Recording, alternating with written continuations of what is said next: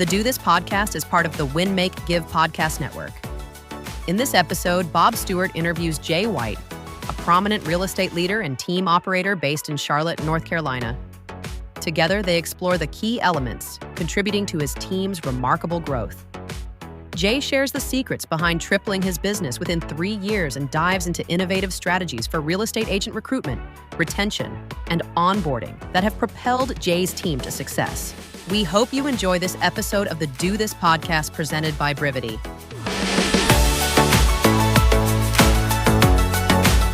Happy New Year, Jay White. Happy New Year, buddy. Same to you, dude. So we are, we've got this series we've been doing. It's called Do This. And the idea is we're bringing on people like yourself that have done, something in their business, Jay, that's been, a game changer for them or has really propelled their business forward. So I'm just going to open us up. By the way, everybody, we really wanted Jay to be here. We sent him 15 calendar invites.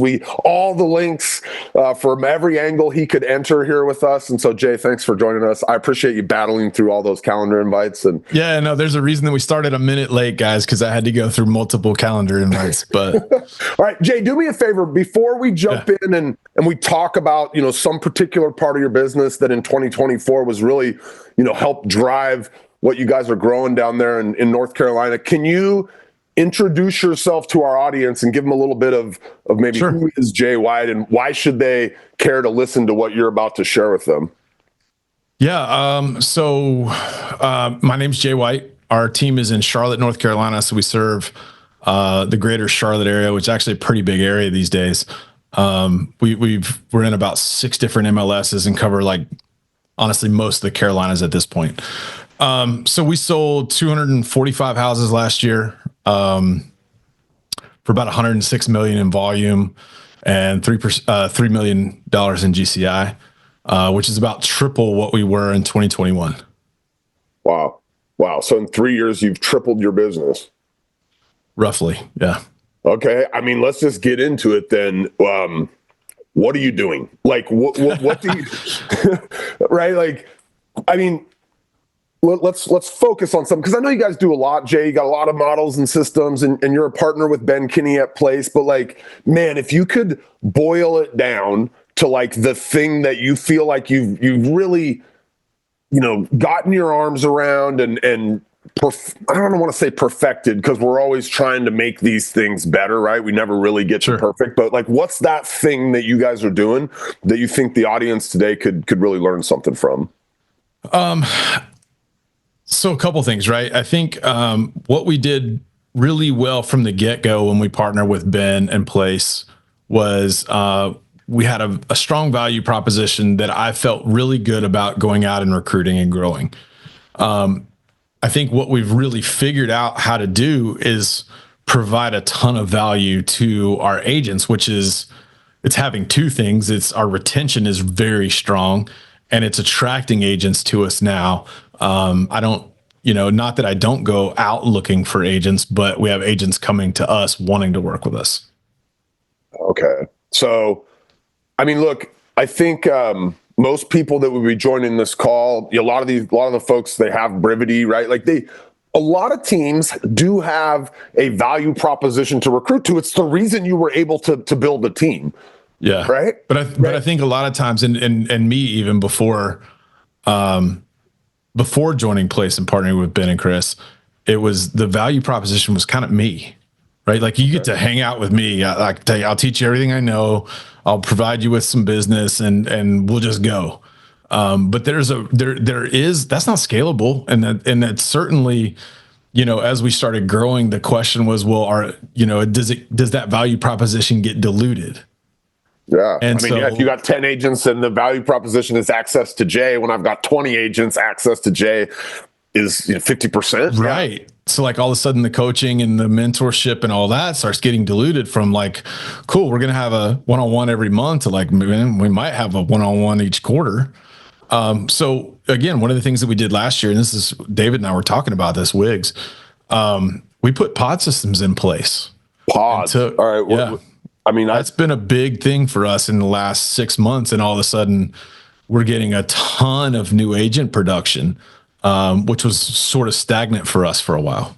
I mean, look, as when you're bringing somebody onto your team, Jay, and I know you treat it this way, but that's like a monumental promise you're making to them, essentially, right? Which is, join me and I will help you provide for your family, hit your goals, get your dreams. And so I think there's a lot of team leaders out there who look at it as an opportunity for an agent to grow my business, right? And I look at that from the opposite perspective. I feel like my job is to, Bob, if you're a new agent or an agent out there, my job is to partner with you and help you grow the biggest business you want to grow. And I think that's a real big shift from I want you to help grow my business to I'm going to help you grow your business, and treating it like I've got, 35 in different individual business partners. That all have a different skill set and all have a different background and all have a different sphere of influence. And they all have different everything. Okay. So we're shifting our mindset. We're saying, okay, we're going to help these people grow their business. So, I mean, a huge part of that, Jay, is they show up on day one. They're excited, right? They're like, I'm ready to go. I'm going to be a real estate agent. Or maybe they've been one, but they're excited to join your operation and tap into all the things that you promised them, right? And you're going to help them grow their business. But 90 days later, if they turn around and look back and they're like, I don't know, things aren't happening here, right? That onboarding time, that time we call it get them into production. Like so what do you guys do? Like, what are you guys doing that you think somebody listening could learn from in terms of like taking a brand new agent that joins your team and getting them into production? And by the way, if you're an agent sitting here listening to this, take heed, right? Obviously, if you're you run a team, like maybe you can get some lessons from this, but I think, Jay, I'm assuming I'd be able to pick out some things that as an agent I should do to get into production myself. Yeah, for sure. So we run a Hello Week, right? Okay. And it's that indoctrination. Wait, is it like Hell-O? Do you it's Hell-O. It up? Okay, hello. It is, man. We actually, what we did was change the O into a speedometer, right? So did Josiah and team design it? Like, do you have a design for that? I'd like to see it. I've got it somewhere. Okay. I think we actually did it on Canva, believe it or not. I'm surprised it's not hanging up next to Jordan and Kobe back there. Is that Kobe? Yeah. Is that Kobe 24 playing Kobe versus Kobe? Ooh, I like that a lot. My son would totally steal that from your house. So, no, but that first week, and I usually kick that off every time we run it. So we run it about every 2 to 3 weeks. And we've got it on the calendar literally for the whole year. So like, it's a big deal for us. And we do invite our agents that haven't gotten into production yet to come back and do it again. And so it's a mixture of agents that have been hanging out for a few weeks doing the work, but haven't seen the results yet, and new agents that are coming on the team. And so we run through everything from an intro to Brivity, because that's our CRM. Right. That's our tech stack.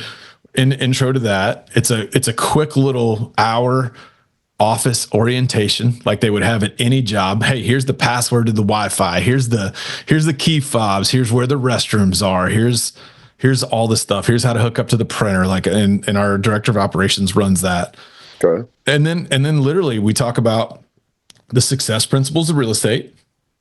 Or say the right things, say them enough time, have enough people say them too. And then we talk about having two businesses. We have a lead generation business and we have a sales and servicing business, right? Where we got to go find people that want our help. And then we've got to service that business and adopting those two mindsets. Then we talk about how to open a sales call using some sort of pattern interrupter. And I've done some YouTube stuff on that for our team. And then getting quickly into LP Mama framework. And so literally that's our big focus for that first week. And it used to be, I want you to call some sphere and I want you to circle prospect and I want you to do 1,000 dial day and that kind of stuff. But what we were learning is in a market where there was low interest rates, that worked, right? Yeah. Because people are like, they called and they're like, I want to go buy a house. Yeah, everybody's buying one. I want to buy like, one. Yeah. They're like, yeah, with 2% interest rates, we've been looking. How did you know? But you know, with 7% interest rates or even higher sometimes, or maybe mid sixes now. But the point is, you don't just trip over them as easily.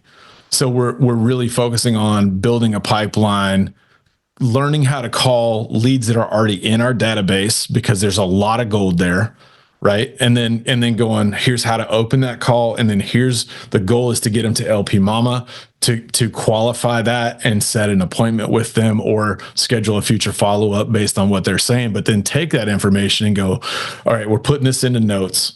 We're making sure their market reports or their listing alerts are set up and they're actually what they're looking for, not just something random, or maybe something's changed. Do we need to tweak that? So they're actually seeing properties they're interested in, which makes them more likely to come back to our website, more likely to engage with you. So that's what our first week is really designed. And then we test out on LP Mama every night. How does that work? I test out. So you're saying they come and do they do it with you? Do they do it with an agent on your team that's super experienced? It's with me or a senior agent. Yeah, it's with me or a senior agent on the team. And that's on Friday. And then, you know, during the week, we're also showing them things that we're going to show them next week. Like, here's an intro to what a buyer consultation looks like. Here's why we do open houses, and here's kind of what that looks like. Every night they have homework. So they're reading a chapter in, I don't have it here. Is it a different book though? And you're just looking for the one that they happen to be doing for this? It's a book about compound interest. Okay. I don't have it sitting right in front of me, and I don't remember the title of it right now. So we give them that book and say, hey, this is your copy. We're going to get it back from you at the end of the week so that somebody else can use it. And what's cool is they're all signing it, right? And like, hey, I did it then. It's pretty cool. The same copy that you're like, yeah. Okay. Yeah. It's just pretty neat. And then, so every night they're reading a chapter of that book, which is really easy to read. And then it's the compound effect. That's the name of it. And then we're also having them manually enter, 25 of their sphere into Brivity.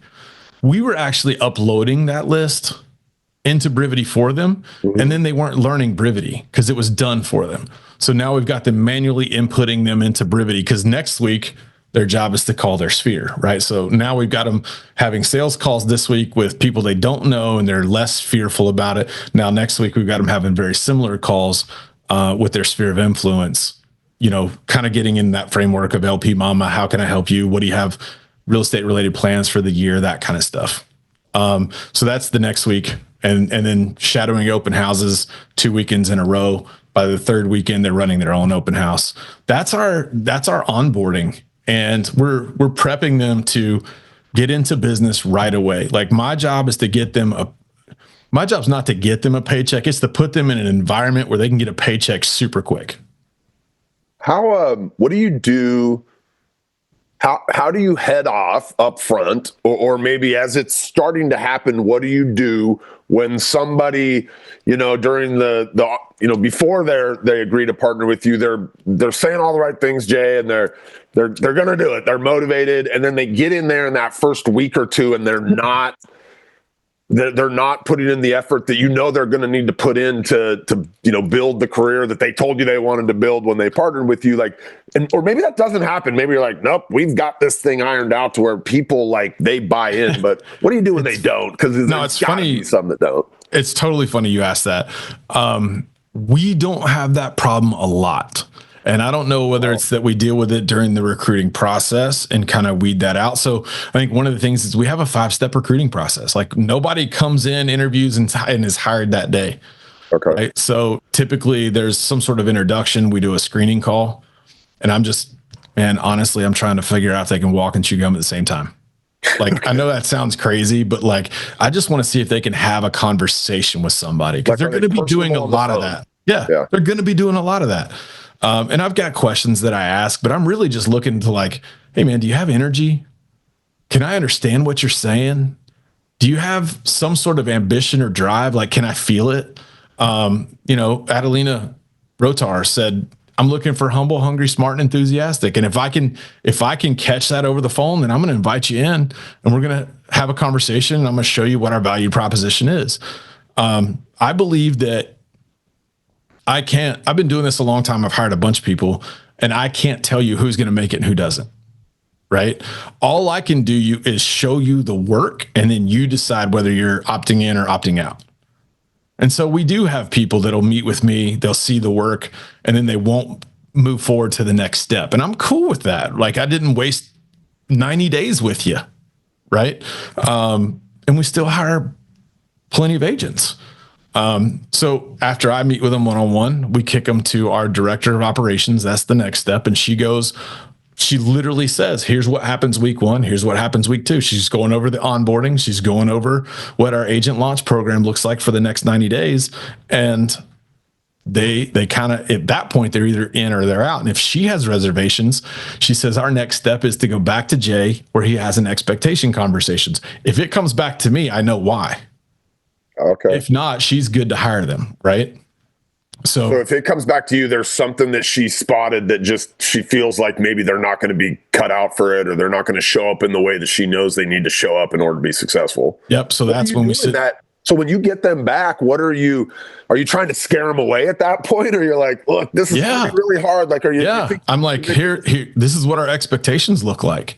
Right. And we've got a booklet that it's really well done, and we've printed it out, and I literally open it up and I was like, this is what it looks like, man.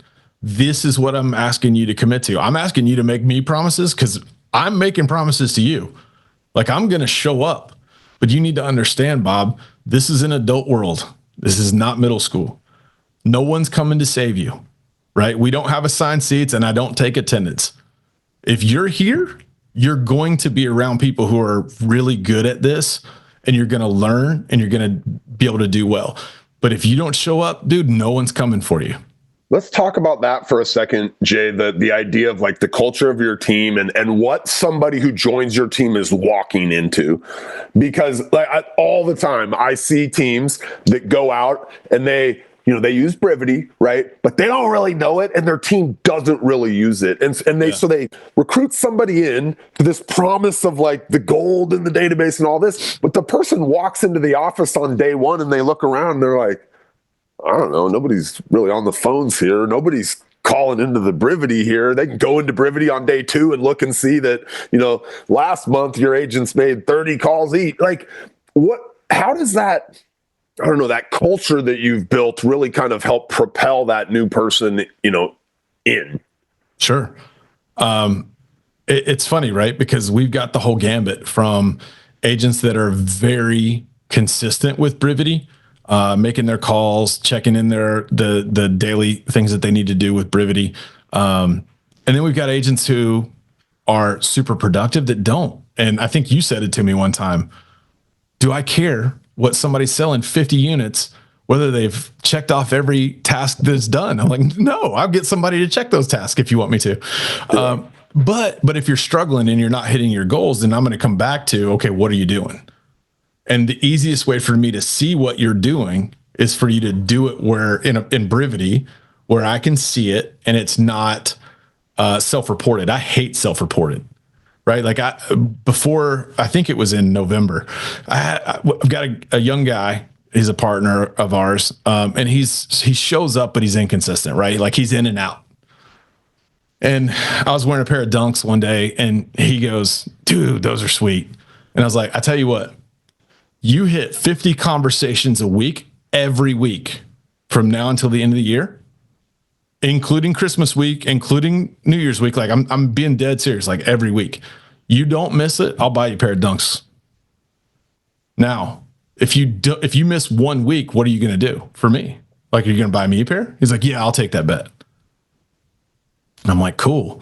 So literally every week, man, 53, 55, 50, 50, he's got 2 under contract right now from that activity. Right. We post leaderboards all the time. Like we have lead eligibility geared towards, are you doing the things I'm asking you to do? And if you do, or you have enough production, then you're eligible for leads, new leads. So anyway, I started auditing. I was like, all right, before I buy this kid a pair of Dunks, I'm literally going to pull this up and start really looking at this like differently. Come on, Jay. You probably have an extra pair in your closet you could have given the kid. So I sit him down at the table and I pull up Brivity and I said, let's start looking at this, man. And I asked him, I said, hey man, congratulations on hitting 50 conversations every week. Do you feel good about it? And there was just a little bit of hesitation, and I was like, all right, well, let's look at it. Oh, And I didn't have any judgment in it at all. And I told him this. I was like, here's the deal. I started pulling him up. We started going through the individuals that he said he was calling. Turned out to be the same people over and over again. It turned out that he wasn't actually calling them. He was marking them called and then putting a note in there. And it was the same note copied and pasted for each one of them. And I was like, here's the deal, man. I don't know whether you called him or not. The deal was you had to use the Brivity dialer. Like if I'm going to pay it out, it's not going to be self-reported. But here's what I want you to understand. You still did more work probably than you have been doing. And then you look up and you got 2 under contract. Imagine what it looked like. So there's an accountability piece that I love with Brivity, but then there's also the ability for me to teach and for me to have conversations about, this kid's 20 years old. He is young. Dude, I promise you, I would have done the same thing probably, right? Like I would have figured out a way to cheat. But there's a realistic thing there where I can go, look, let me show you something, right? And dude, I don't care. You're not cheating me. Like a pair of dunks doesn't matter to me. What matters to me is you showing up and doing the work.